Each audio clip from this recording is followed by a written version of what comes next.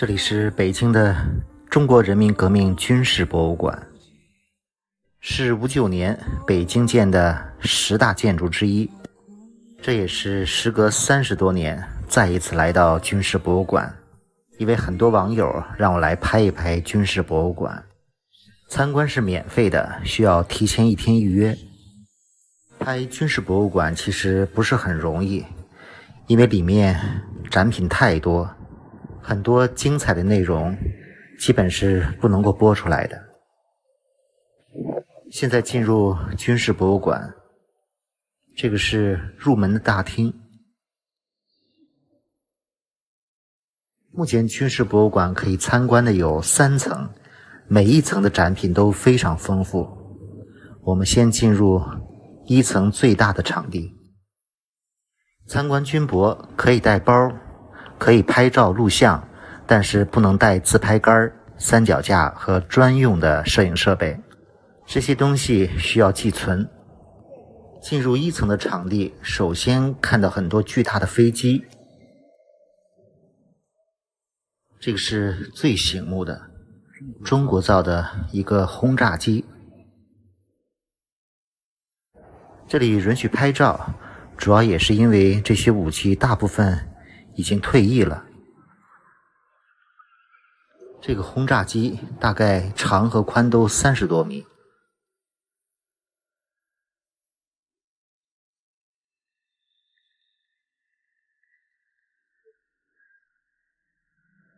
这是一架苏制的歼击机，在抗美援朝过程中立过大功，击落过9架敌机。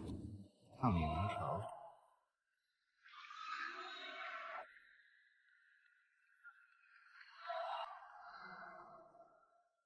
这也是一架苏制的轰炸机。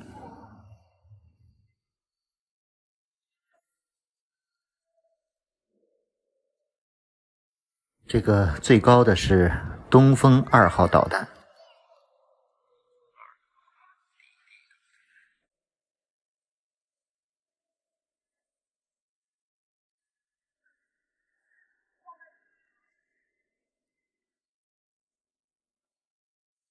这里还有一个东风1号导弹。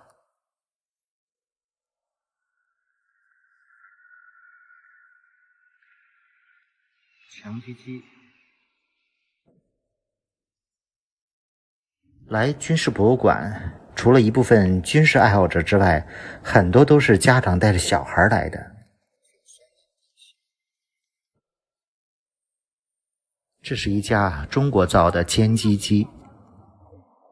这个是60年代我国击落美军的无人机侦察机，当时我们击落过10几架这样的侦察机。军事博物馆的面积非常大，参观的时候最好带个导游图。这个是防弹汽车，毛主席和朱老总都用过。这个是很珍贵的镇远号的铁锚，4.1公里的大铁锚，甲午海战北洋水师用的。这个被日本缴获，后来还给我国了，重4吨。这是1层的一个展览。1层的主要展览的东西基本都是空军的，另外还有一个重要的专题展览，之后来参观。这些都是空军的一些飞机，还有一些无人机。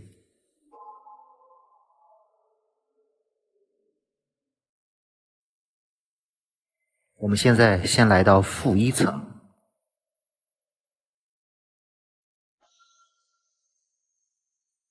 过道上摆着的是开国大典的礼炮。地下1层主要都是展示的陆军的武器，都是各种坦克、大炮之类的。这是重型的，国造的重型坦克、中型坦克。苏联造的抗美援朝。这里展览的坦克的数量、大炮的数量非常多，但很多都是苏联造、美国造、德国的、日本的，甚至法国的。高射炮都是50、60年代的。上次这个就是高射炮，这是悉尼的临时爆炸案。加农炮。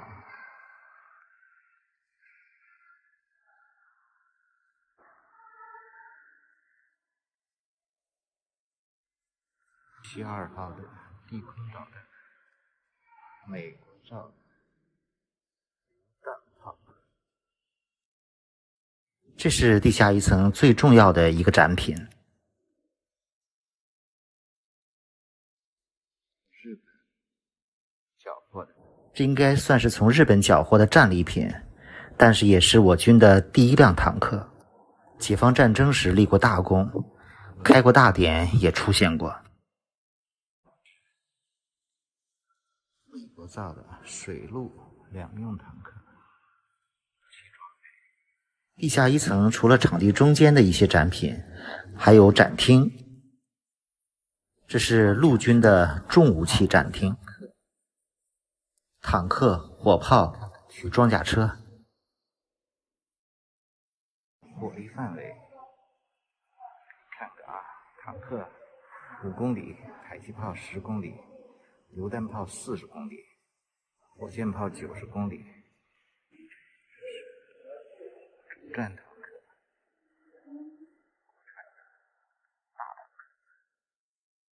这里不但有实物，还有非常丰富的图文展览，可以算是个科普知识吧。像这些各种大炮有什么区别？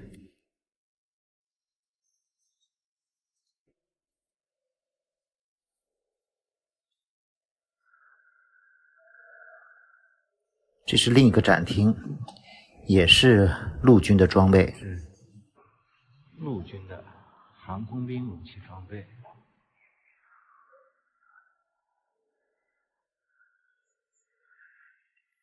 其实我也不算是个军事迷了，很多东西对我来说参观也是一种学习。大口径的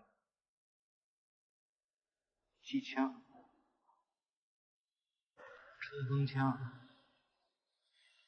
看看冲锋枪，这是轻武器展厅。地下一层的陆军装备武器还是非常多的，这些武器装备基本都可以拍照拍摄，应该也可以播出来。现在来到了2层的展厅，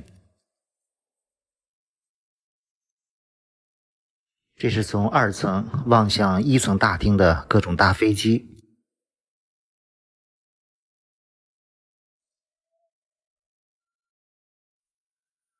整个2层四周有几个专题展览。现在进入的这个展厅都是中国革命战争的一些陈列。一般这种展厅里有一些东西可能不能公开，我们挑几个比较有特点的。这里面有很多精彩的图文和实物展览。是杜老总南昌起义时用的叶挺用的军刀，贺龙用的怀表，平型关大街。很多的实物展览都是非常珍贵的历史文物。这个380步枪，这些珍贵的武器都是博物馆的1级品。毛泽东的题词，是的，何志奇的题词，毛泽东的印章。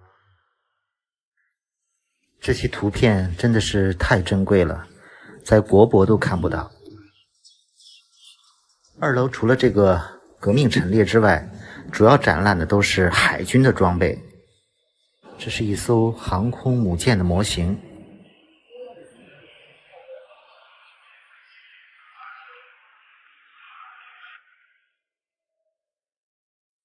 2楼除了海军的展览，还有2弹1星核工业的展览。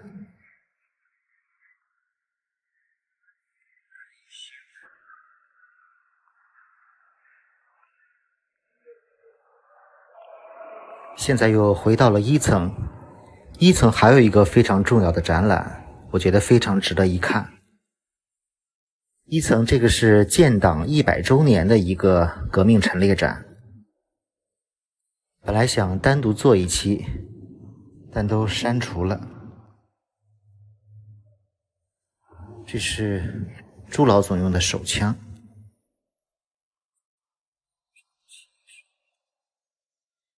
南昌起义时用的。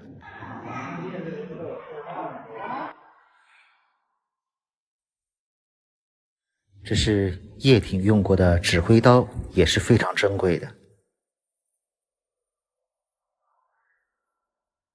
这是毛爷爷戴过的草帽，锁都是他用的。1层进门的2个展览面积都非常大，这些都是开国的10大元帅用过的东西，有很多武器都是他们亲自用的。不过这里很多珍贵的图片，这是毛爷爷用过的枪，涌现出的很多英雄人物。雷锋的入党申请书、驾照，朱老总的亲笔题字。1楼除了建党100周年的革命陈列，还有一个很值得看的是抗美援朝，尤其是前阵热播的电影《长津湖》，我觉得这里更值得大家来参观，可以载入史册的抗美援朝。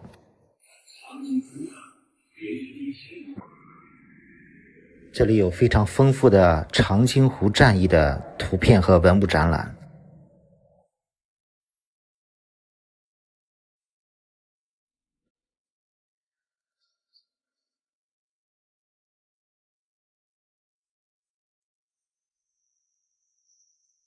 有不少非常珍贵的照片，真是可歌可泣的事迹，展现出来的战争之残酷令人震撼。长津湖作战记录和我军的简单装备相比，这是美军的军靴、羽绒服的被子，而我们的战士有不少都冻死了。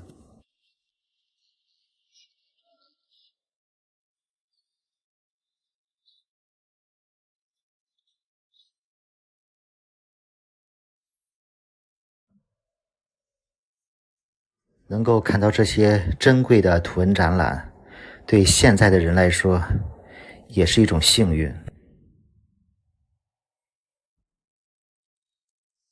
我们在很多电影《上甘岭》、黄继光的故事里看到的东西，这里都可以看到实物。这是黄继光用的东西。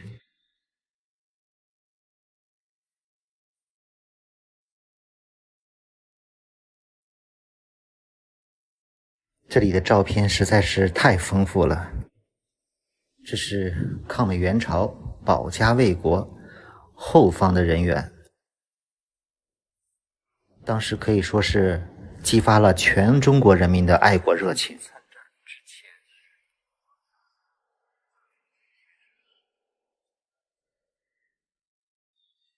很多文艺界人士，这是梅兰芳在前线义演，为战士演唱《贵妃醉酒》。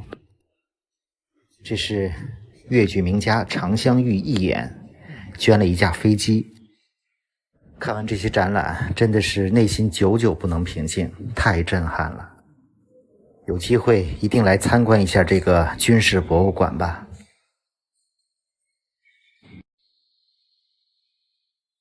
这里是海南博物馆，这里展示了一艘800年前南宋的沉船，从这艘海底沉船里挖掘出了上万件宝贝。博物馆里还有一件镇馆之宝，体积小到需要用放大镜来看。今天上午没有安排去景点儿，周大哥又约我一起去吃海鲜。我们来到了这家万人海鲜大市场，不过中午这里吃饭的人不多。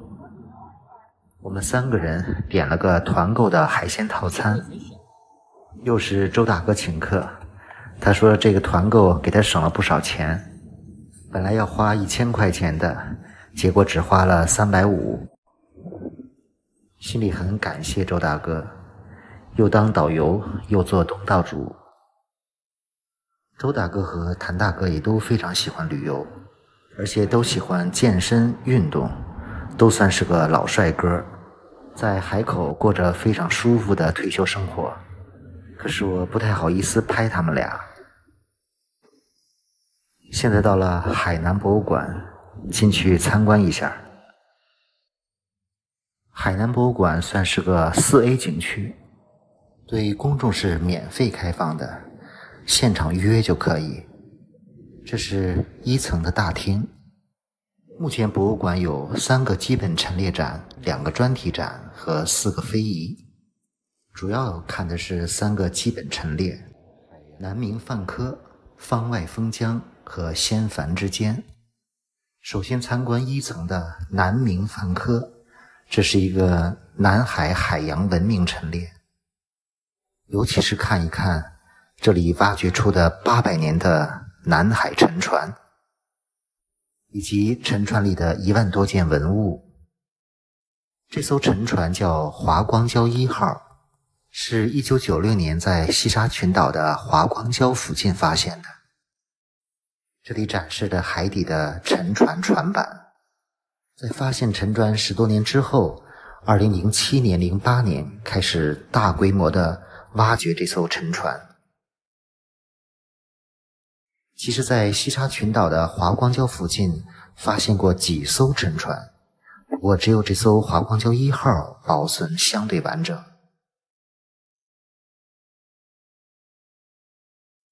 打捞这艘800年的华光礁1号沉船是个难度极大的工程。经过对船上文物的鉴定，认定这艘船是800年前南宋的商船，好像是从泉州驶出，在西沙群岛沉船的。打捞上来的船板不能直接展出，要经过很多技术的处理，包括脱盐、脱水很多道工序。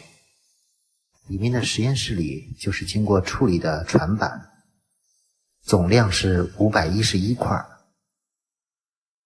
这是刚刚打捞上来未曾复原的一些文物，大部分都是瓷器，应该是销往东南亚的。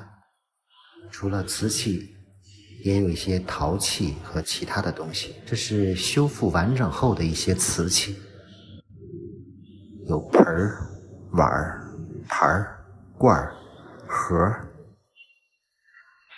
地板下面展示的是海底沉船的一些文物。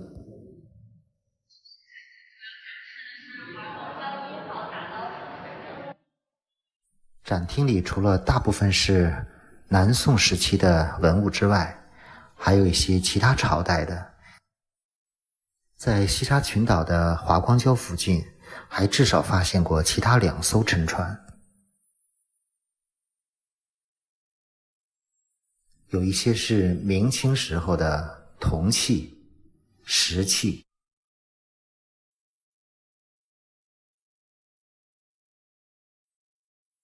发现华光礁1号沉船是一件非常重大的事件，因为这艘船是一个科技含量非常高的商船。华光礁1号是福建产的船，其中有一项是水密隔舱技术，可以说是当时世界上最先进的商船。马可波罗也曾在他的游记里记录过这样的商船。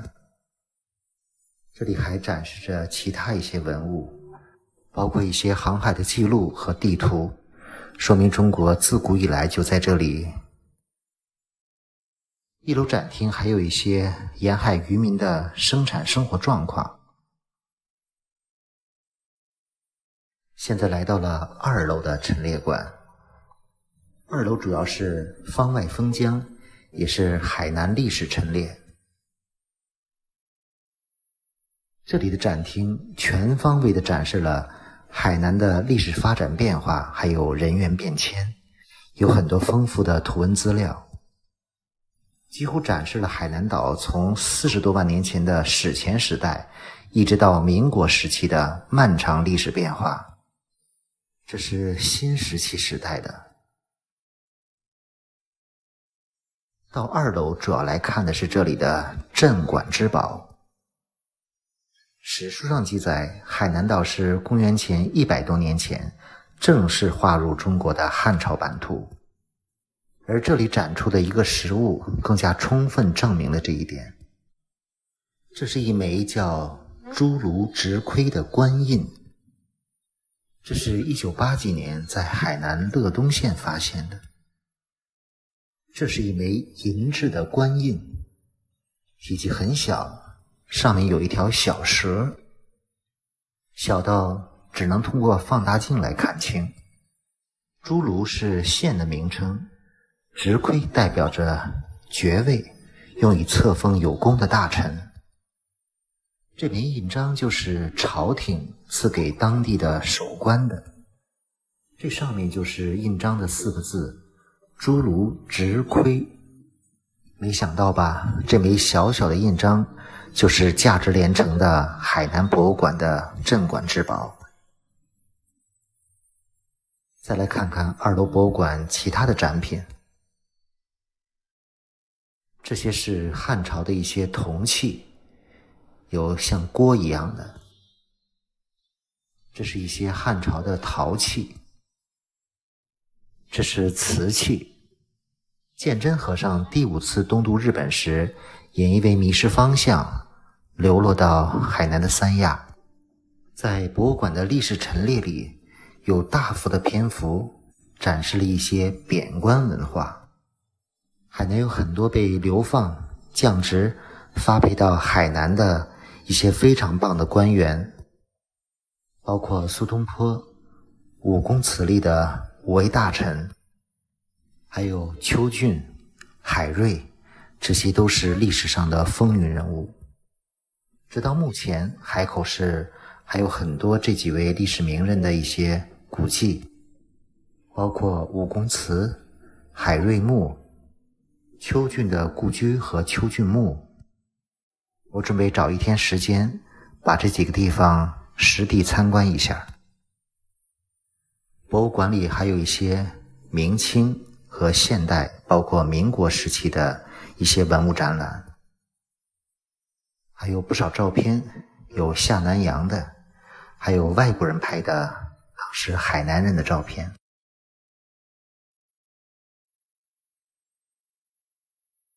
2层还有2个专题展览，一个是墓中皇后，也就是海南黄花梨的陈列展，展示了黄花梨的生长环境、药用价值，还有制作的一些家具。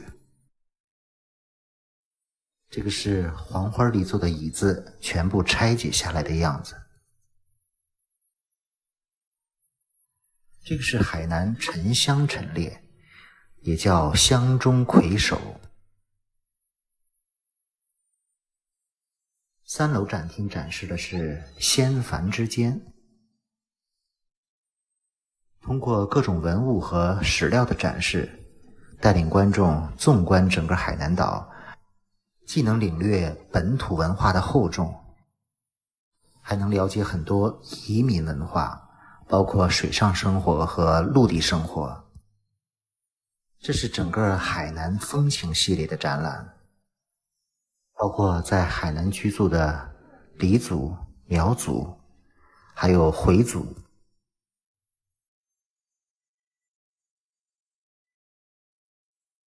3楼还有海南的4个非物质文化遗产系列展览。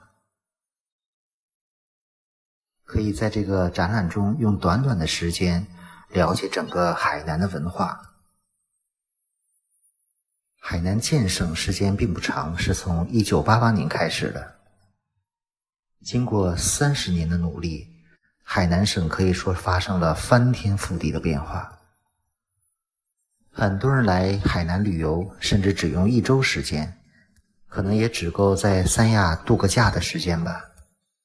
其实海南的旅游和文化资源真的很多，我也希望用我简单的足迹和介绍让大家了解一些，也谢谢大家的关注。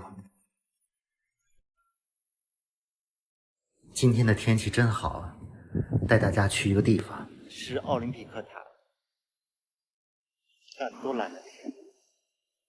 这里面是中国考古博物馆，今天预约了一下，带大家参观一下。中国历史这是北京免费开放不久的中国考古博物馆，这里需要提前预约，因为预约的人很多，最好提前几天预约。我今天就来参观拍摄一下这里。进来的一个大门厅，从旁边进去，这里有租用的免费讲解器，不过数量有限，现场也有定时的解说员解说，一天上下午好像各有3场。现在进来的是1楼大厅，哇，好壮观！这是整个历史，从旧石器时代、新石器时代，上下5000年。大厅左右两侧有2个战车，珍品，公元前1600年，距今3600多年。这是1层大厅左右两侧的唐朝的十里兽，这是大厅右侧的北宋时候的龙形脊兽。大厅左右两侧墙壁上也都是纹。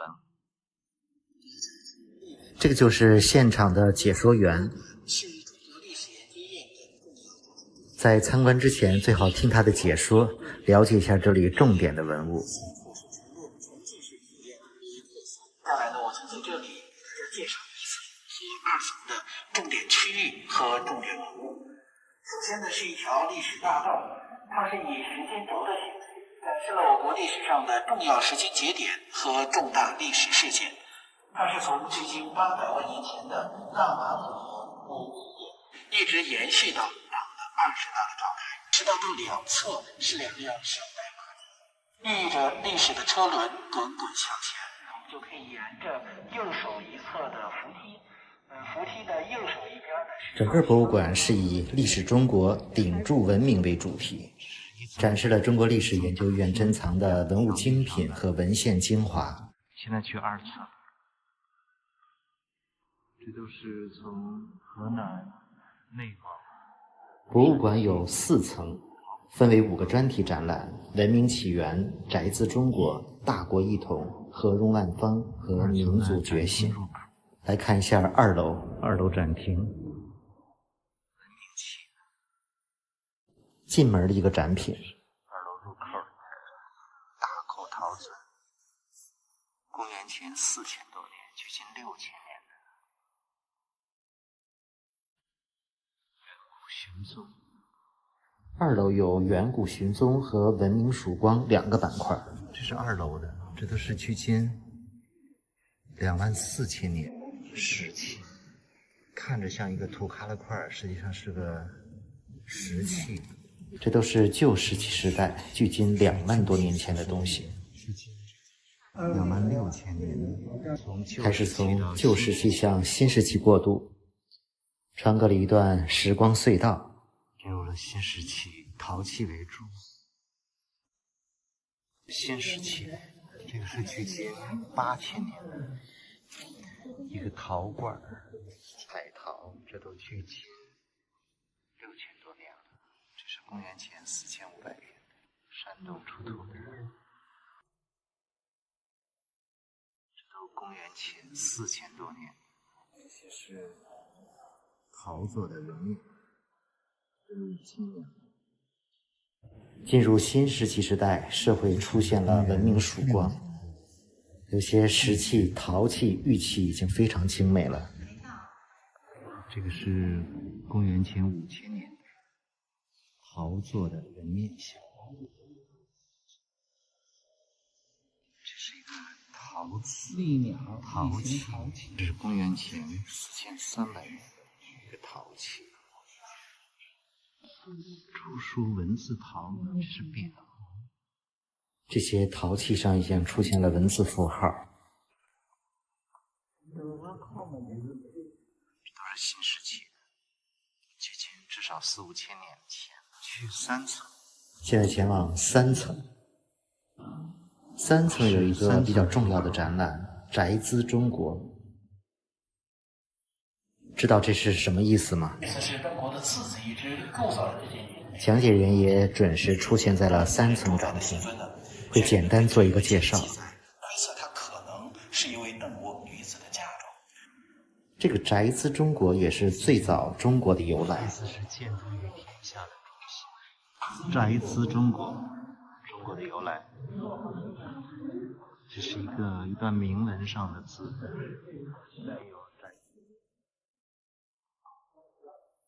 3层展厅里面有很多重要的文物。首先看到的是一个绿松石的龙形雕，这是4000多年前的绿松石的龙形器，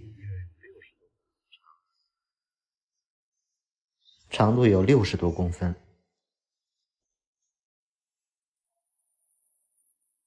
这是在河南出土的。这里面展出的都是真品，所以都非常有价值。公元前1700多年，宝鼎多精美啊！公元前1700多年，这是镶嵌着绿松石的兽面纹铜牌饰，都是将近4000年的文物了。看看这是什么？是玉章。这里有40公分。这里展出了很多夏商周3代的东西，包括商朝的甲骨文，公元前1600年，很多都是3800年前后的文物。宋仙铜壶，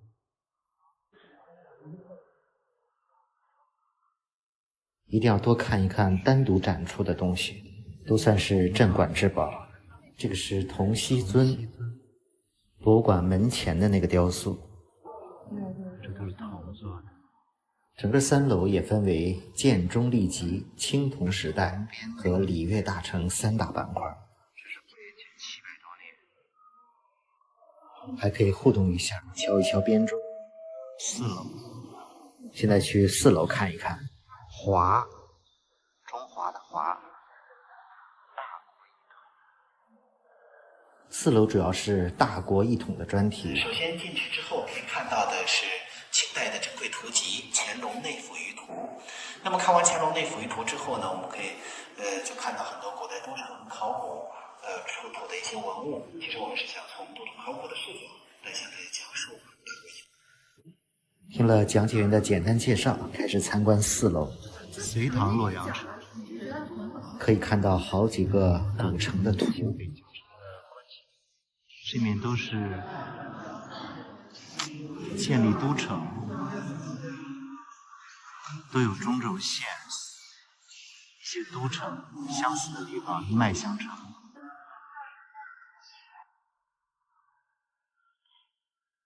4楼有好几个展厅，每个展厅都有一些特别的文物。这是陶器，明朝的。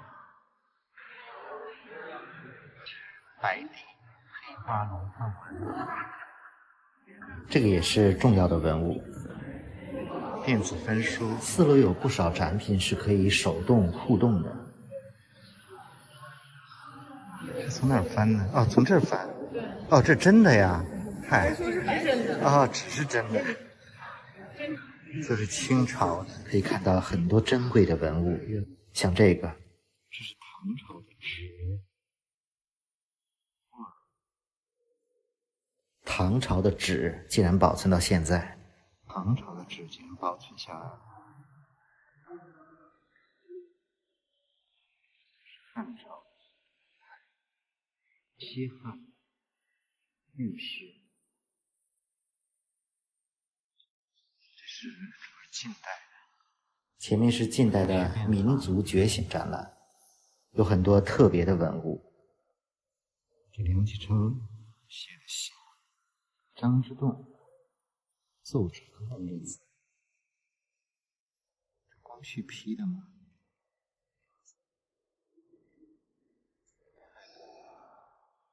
孙中山的字，招的成绩单70多分，15分。训字，学生就训，是列宁的手稿。转一圈儿，这就是门前的铜锡尊。参观结束。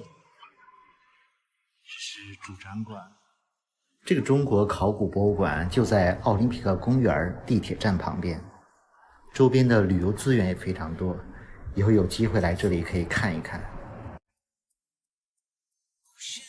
今天来到了贵阳的关山湖一带，这边算是贵阳的新区，非常干净漂亮。特意到了关山湖附近的贵州省博物馆参观，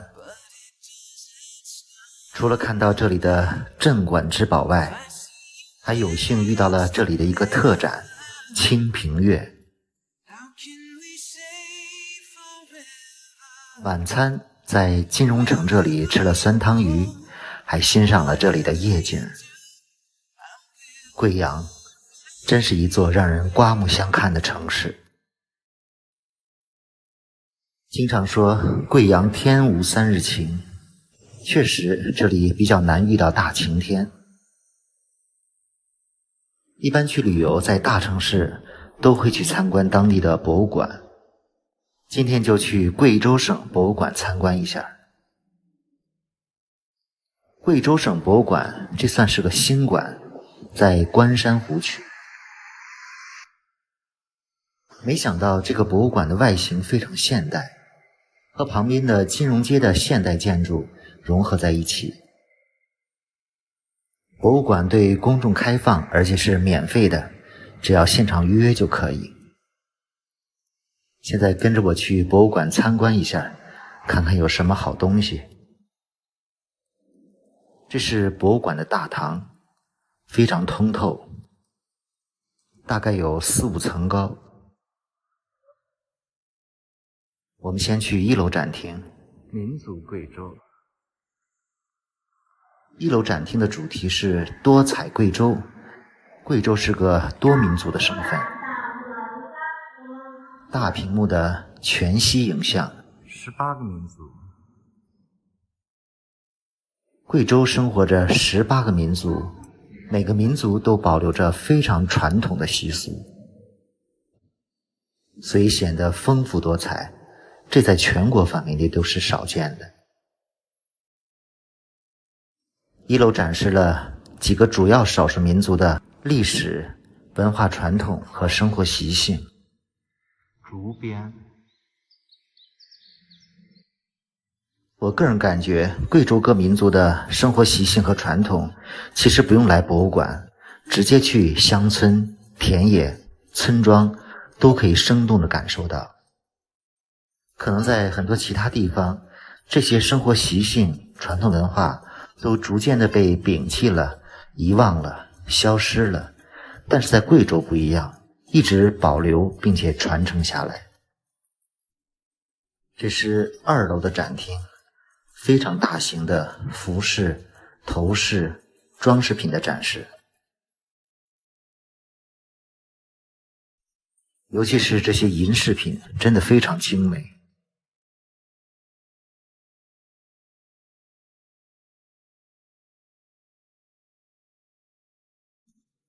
这个贵州少数民族服饰展应该是全国所有博物馆里最大型的一个服饰展吧。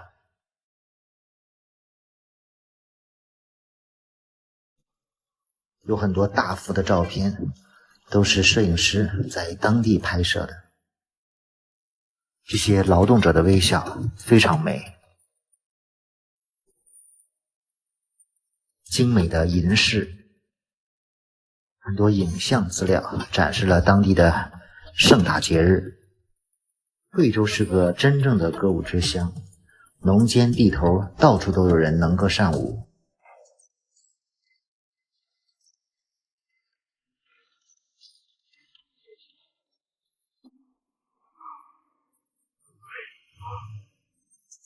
猜猜这是照片还是油画？现在去3楼参观，3楼里有一些镇馆之宝。3楼是贵州的历史文物展。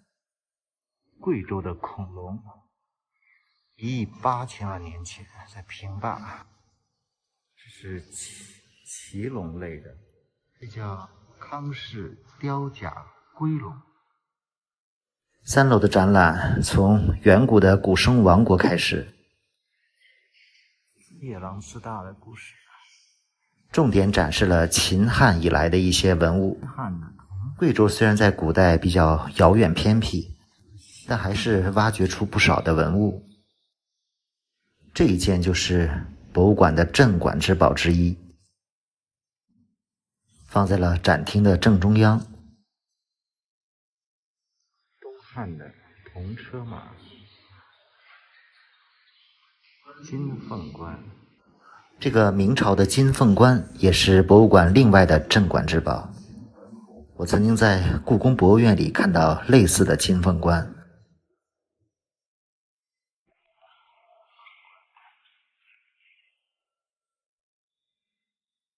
另外，博物馆里还有很多近代珍贵的书画。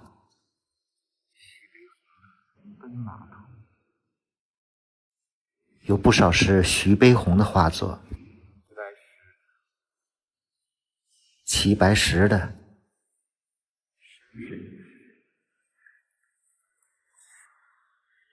还展示了一些近现代的历史。现在来到了地下1层，参观这里重要的大展。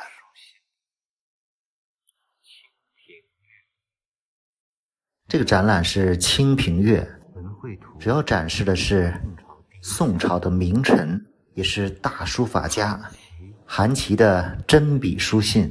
这是韩琦的书法和颜体、流体相对比。宋朝有很多名臣，比较知名的像包拯、范仲淹、欧阳修。以前对这个韩琦真的不了解。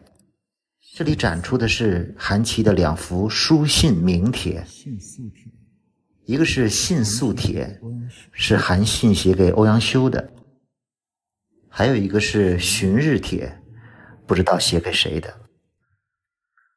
这2幅书信帖都是真品。这2幅名帖流传后世，在元朝和清朝都有很多人读帖写过笔记。读帖是很多书法家或者收藏家看前人的书法帖，不断去揣摩学习，在读帖的过程中会写一些读帖的笔记。这是元清10几个人读帖之后写的东西，就这么一代一代的传下来，非常珍贵。连清朝的几个皇帝都读过这个帖，盖过章。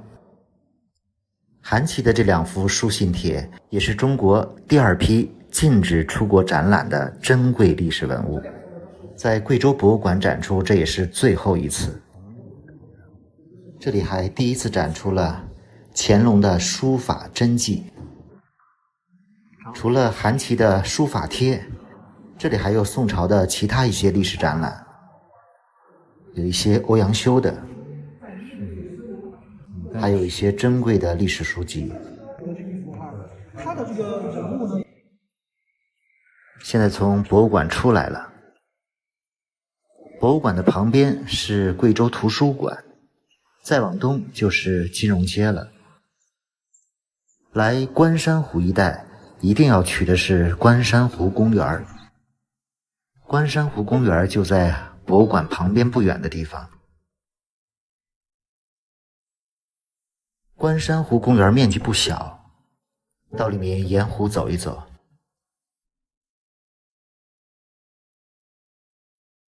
这里面有湖泊和湿地。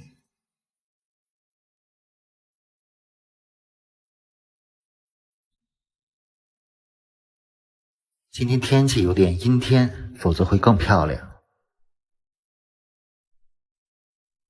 真的很羡慕贵阳有这么多漂亮的城市公园，都可以闻到鲜花盛开的香味儿。公园被一座关山大桥一分为二，两边都不错。从这里往回折，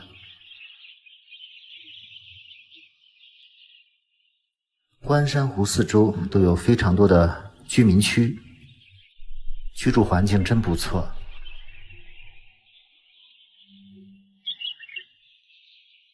湿地里有大片可以观鸟的地方，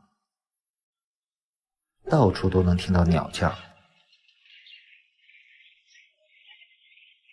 湖边有一座巨大的雕塑，金鸡铜鼓，是以前开少数民族运动会时候建起来的。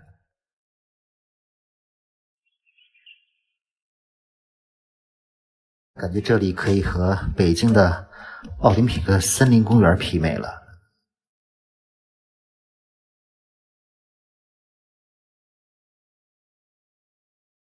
天边还露出了一点太阳。如果是周末，这个公园一定人非常多吧？散步跑步太舒服了。简单绕着湖走了小半圈，风景不错。晚上准备去附近的金融街吃晚饭，打了个车几块钱。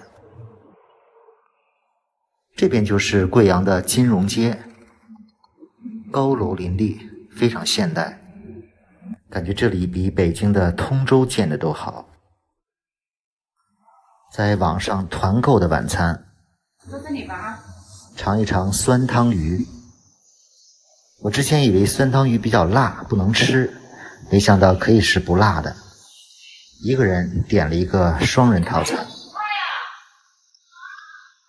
一锅黄辣丁，5、6条，分量真大。看看这黄辣丁，个头也不算小，5、6条，一大桌才48块钱，物美价廉，这家生意不错。吃完晚饭，准备在金融街这边转一转。这满街的高楼大厦，还是你印象中的贵阳吗？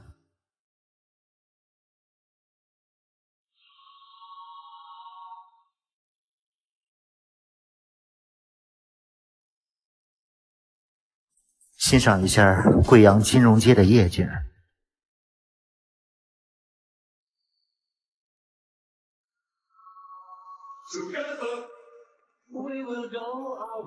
这是贵阳的最高楼吗？很大的一个购物中心。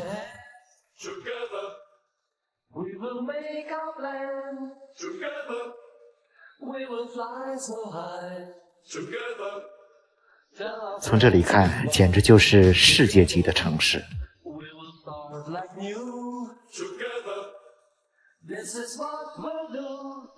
晚上住宅小区跳广场舞的人，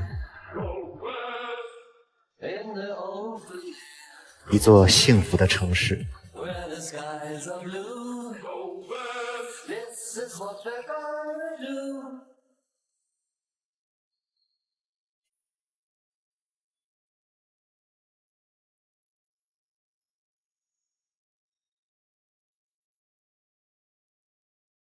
大梧桐树。这是南京之旅的最后一集，今天去参观南京博物院。这南京博物院啊，应该1933年就建了。南京博物院的前身是1933年筹建的国立中央博物院，也是中国创建最早的博物馆。现在已经有90年的历史了，所以外形看上去不是那么现代豪华，但它的面积非常大，占地有13万平方米，里面有1院6馆。珍藏了几十万件的珍贵文物，这些文物数量居中国第2，仅次于故宫博物院。这是主馆、历史馆，一共有2层6个展厅。第一个展厅远古印象，简单看一下就行。2号馆，现在是2号馆，是江苏古代文明。南京博物院的馆藏文物从旧石器时代一直到当代都有，既有全国性的，也有地域性的，既有宫廷传世品，也有考古挖掘品，还有一部分是社会捐赠和征集。这些都是历朝历代的珍品佳作和备受国内外学术界瞩目的珍品，可以说是数千年中华文明历史发展最为直接的见证。今天主要拍这里的必看展品，可以说这里的镇馆之宝。这是铜锡簪，是金缕衣，镇馆之宝之一。这是南博院里非常著名的金缕衣，也可以说银缕衣。这是西汉时期的文物。银缕衣是中国古代御衣的一种，是皇帝或者贵族死后穿用的衣服。金丝，看一看这些昂贵的衣服，还把鼻子留了个位置。金缕衣也不是南京博物院独有的，全国有好几个博物馆都有展出。第2个是东汉的铜牛灯，里面的镇馆之宝之一。这个小小的东西也是镇馆之宝，是一个金印。这算是一件西式的国宝级文物，纯度非常高的黄金制成。很小，上面写着广陵王玺，上面雕刻的也非常精致唯美。这是一个金带龙。历史馆有楼上楼下6个展馆，现在来到了1层的展馆。首先看到的都是6朝的文物。这个是西晋青瓷神兽尊，也是镇馆之宝必看的东西。看这边的镇馆之宝之一，竹林七贤砖画。这是竹林七贤的砖印模画，也是国家级的重点文物。这是由200多块古木砖组成的。看上面砖上的这些模画多精美，里面是竹林七贤7个人物。很多人戏称这7个人是古代的美男天团。这些是举世闻名的唐三彩，制作的非常的精美。唐三彩双女，唐朝仕女的造型。现在来到了宋元时代的展品，好多嘴的带盖的瓷罐，一个如意的云纹金盘，如意云纹。接下来是明清时代的文物，看这个展览最好也租一个讲解器，20块钱。是多少钱？这个1个亿啊！谢谢。大报恩寺这个大家伙也是一件国宝，是大报恩寺的琉璃塔拱。修建大报恩寺的时候，很多东西都做了3套，1套施工用，2套都是埋在地下，供以后的维修用。这是用于维修的备用架。你看乾隆年间的紫砂壶，清朝的这些明清的紫砂壶，每个都价值不菲。明清展厅里有很多的字画，历史馆主馆的6个展厅基本系统展示了古代的文物，但似乎没有看到更多的国宝，因为很多文物是被放到了旁边的特展馆，是在旁边的建筑里。这个特展馆8号馆里展示的就是南京博物院的建院历史和收藏的一些珍贵文物。万寿纹瓷尊，上面都是寿字。这是一个很特别的珍贵文物，上面写满了寿字，每一个字都不一样。最高得有60公分吧。是一个双龙戏珠的文化，这是珐琅的一个海棠盆景。这里展示了南京博物院的建园历史，这里很多文物都是从各地迁移过来的。香炉，这是明代瓷器的巅峰之作，也是镇馆之宝。青花寿山福海纹瓷炉，这个被很多人围着参观的也是一件镇馆之宝，必看展品。昆舆万国全图，这是明万历年间临摹绘制的，它是中国现存最早的世界地图。这里面密密麻麻的标了很多东西，当时叫马达加斯叫什么？包括非洲大陆、马达加斯加岛，还有美洲大陆，非常的准确。这幅世界地图还挺大的。这是明朝，这个必看展品是明代的岁寒三友一件瓷器，是陶瓷史上的一大珍品，国宝级文物。一个青铜犀牛灯，西汉。这幅栩栩如生的耶稣像是一幅民国绣品，出自刺绣国手沈寿，必看展品。继续参观旁边的9号展厅，镇院之宝。这里单独做了一个大展厅，里面展出的是金兽，里面里3层外3层的围着观看。这件文物叫金兽，被认为是全国考古发现的最重的金器之一，是西汉的文物，非常珍贵，展现了当时的金属铸造和金器锤击工艺的独特魅力。关于它的出处来源也非常的神奇。这边还可以楼上。现在去特展馆的2楼，这个展厅有很多的铜像。这个是铜像，鎏金佛像，清朝朝的。每一件展品都非常的精美。新的铜佛塔，这个10展馆都是铜佛。特展馆里现在有一个特展玉润中华，整个展厅都是关于玉的收藏文物，贯穿了很多朝代。耳环、客服、复式节组。这个展厅里的很多文物都是从全国各地的博物馆借调来的，都非常的珍贵。很多人也是因为这个特展特意来参观南京博物院的，因为每一件展品几乎都是当地博物馆的镇馆之宝，可以说集合了全国各地博物馆的关于玉的珍贵文物。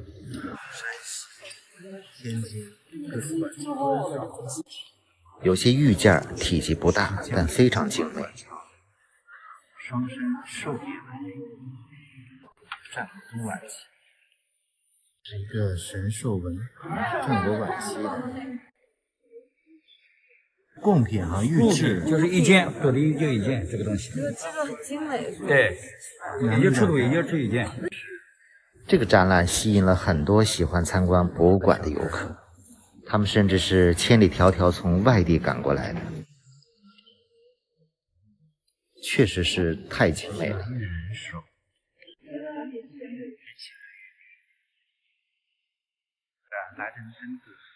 今天还不是周末，这么多人。旁边这个展厅也是玉器的特展，每一件都值得细细的端详。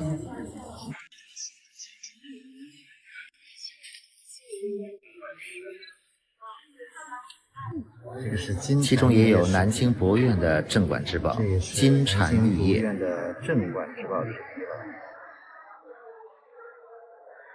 香宝金波玉珏，这些精美的玉器体积虽小，但是吸引了很多人。这是香盒吗？有些展品还需要排着队看，因为很多人都想拍个照。看看从那边转过来，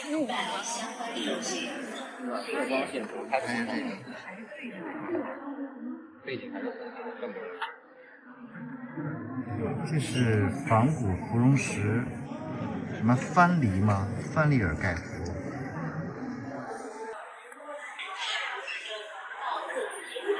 乾隆御我找的是那个，碧玉寿面，这是香芋、香芋、香芋金汤。还有艺术。除了这2个历史馆和特展馆，南京博物院还有其他几个展馆也非常不错。这边的建筑里面是数字馆、艺术馆、非遗馆和民国馆，这是艺术馆里面的，有很多成名的大家的特展作品。这是展出的雕刻作品，非常的独特。艺术馆里的雕塑陈列都是中国古代的很多雕刻，有石刻、木雕，每一个也是非常的精美绝伦。这是清朝的木雕，清朝的石刻的有很多像。还有珍宝馆，他的师傅沈周，这里也是个专题展览。威名的字。很多人来南京博物院只参观了历史馆和特展馆，其实其他几个展馆也非常有特色。像这边建筑里的非遗馆和民国馆，里面仿制了当时民国时期的所有街巷建筑，仿佛穿越了历史，里面也非常的热闹，吃喝玩乐都有。那进去看看。毕竟这个南京博物院是免费开放的，有时间来这里逛一逛，拍拍照、打打卡也是非常有意思的。这个老茶馆里每天还安排了很多的演出，所以来南京博物院参观一定要做好准备，这里面有6个展馆呢。真的参观博物馆好累啊，也得走上万步。来南京博物院参观需要提前网上预约，因为预约的人还是很多的。这里面除了一个主馆就有6个展厅，然后特展馆也有6个，然后还有非遗馆、历史非遗馆，很累，3个大建筑。好了，结束。我现在来到了吐鲁番，这是吐鲁番北站火车站。那这几天呢，我就在吐鲁番周边来转一转，给大家拍一拍。其实吐鲁番是新疆非常著名的一个旅游城市啊，周边有很多有特色的一些旅游景点，而且交通还是比较方便的。今天我就以这种自由行的方式带大家周边转一转，包括一些5A、4A 的景区。因为吐鲁番盛产葡萄和葡萄干，我也给大家选购一些放到橱窗里，大家可以选购支持一下。这个车站旁边，火车站旁边就是公交站。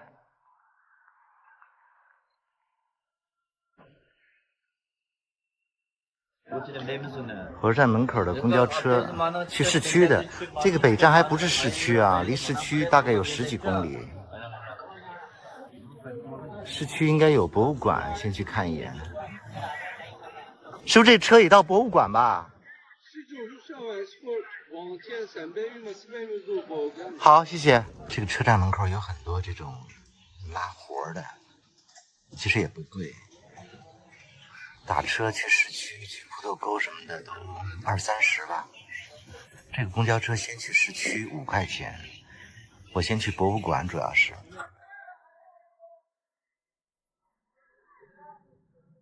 这都是出租车拉客的。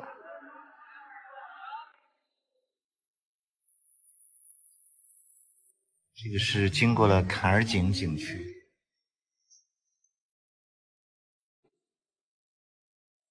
这是什么景区啊？梦回西域。这是坐公交到市区了。这个从火车北站到这个市区大概有10几公里啊。所以像市区的一些这个博物馆什么之类的都在市区里，如果打车过来大概10几公里得30多吧。所以这个快客车、公交车基本下火车就可以上它这个车，5块钱到市区。这是吐鲁番博物馆啊，免费开放一个博物馆，所以在市区里面交通方便，了解一下吐鲁番的一些历史文化，包括一些出土的古迹。这里面什么包都不让带，小包腰包都不让，免费存包，我就带个手机。简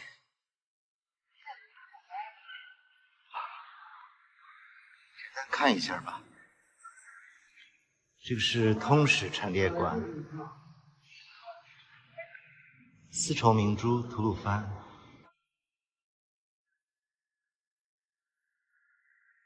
这是吐鲁番周边的一些景点，高昌故城、交河故城，有些遗址碎。这是丝绸之路的重要枢纽，所以保留了很多历史古迹。到时候看看能去几个地方看一看。这个从石器时代岩画都开始了，然后进入早期的铁器、青铜时代。看，这些都是一些农用的工具。这个是葡萄藤，这个距今2300年，这说明当时张骞出使西域的时候就栽培这种葡萄了。各种，这算是彩陶陶器，这都出土了很多彩陶，大概公元前200到1000年，所以距今有2、3千年的历史。这些都是吐鲁番出土的彩陶。这些是毛纺织皮革加工，这都距今有2、3千年了。看一看萨满巫师当时出土的干尸身上穿的东西。这是汉朝的丝绸之路示意图，所以吐鲁番是丝绸之路非常重要的中枢地。从长安起，经过张掖、敦煌、哈里木盆地，一直往出国了就出到这头。简单看一看吧，出土了很多，这是彩绘的一些武士俑，这些是大概唐代的啊，这些唐代大概距今也有1400年的历史。这很多出土的，这是女的站立的俑，这是当时的袜子，唐朝的，这有1700、800年了，可能都。这里面是什么呀？哇，这是一个土鱼沟的石窟模拟的土鱼沟啊，看看彩绘壁画。这个是吐鲁番地质变迁，包括生物面貌概况。这边也出土过恐龙吗？这个还不是恐龙哎，这是吐鲁番的一个巨犀牛，这么大吗？吐鲁番的古犀牛啊，好大，我觉得恐龙啊。看这个也是吗？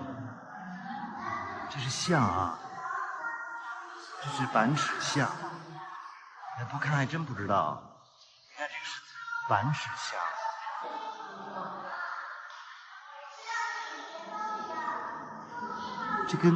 这也不是大象啊，只是可能跟大象比较接近。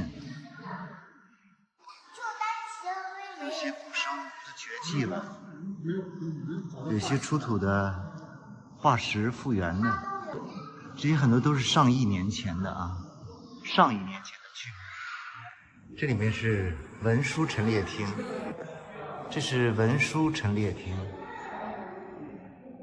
这些都是。这些都是出土的时候看到的一些文书，都是出土的文书。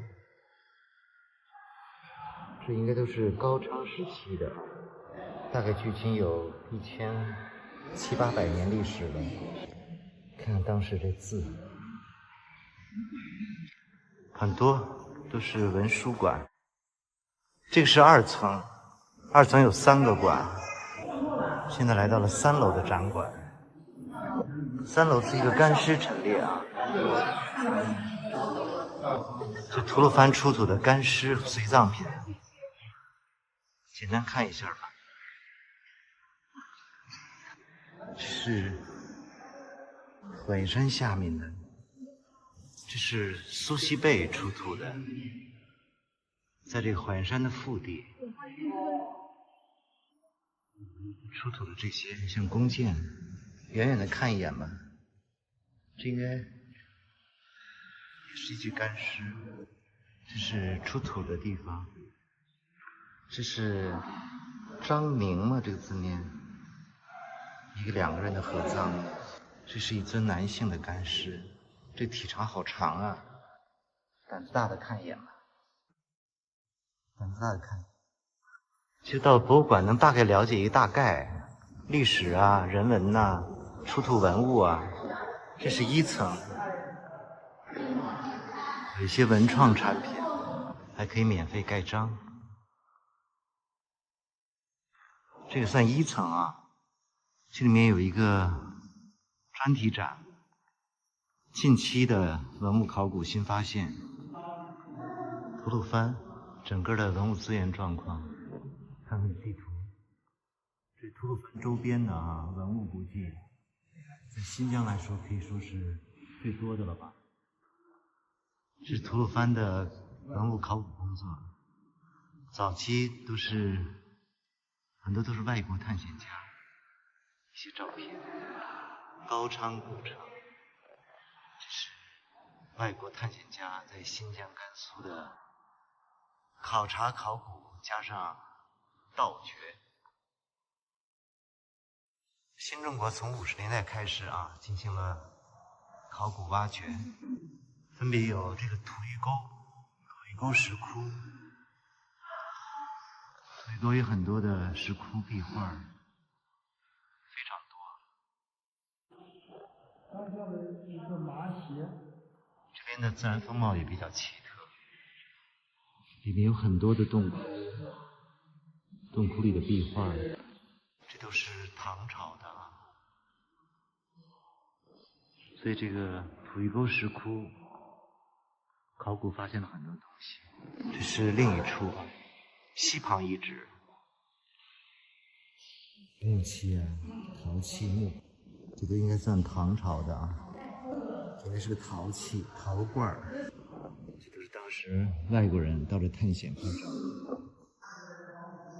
这个1层就是近代的考古发现，100年以来。这边就是我们国内的探险队、考古学家。